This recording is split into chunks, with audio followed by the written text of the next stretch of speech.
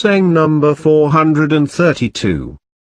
Amir al-Momineen, peace be upon him, said. In the name of Allah, the Beneficent, the Merciful. Lovers of Allah are those who look at the inward side of the world while others look at its outward side. They busy themselves with remoter benefits while others busy themselves in immediate benefits. They kill those things which they feared would have killed them, and leave here in this world what they think would leave them. They took amassing of wealth by others as a small matter and regarded it like losing. They are enemies of things others love while love things which others hate.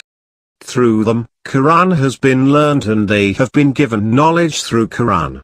Through them Quran is established while through the Quran they are established. They do not see any object of hope above what they hope and no object of fear above what they fear.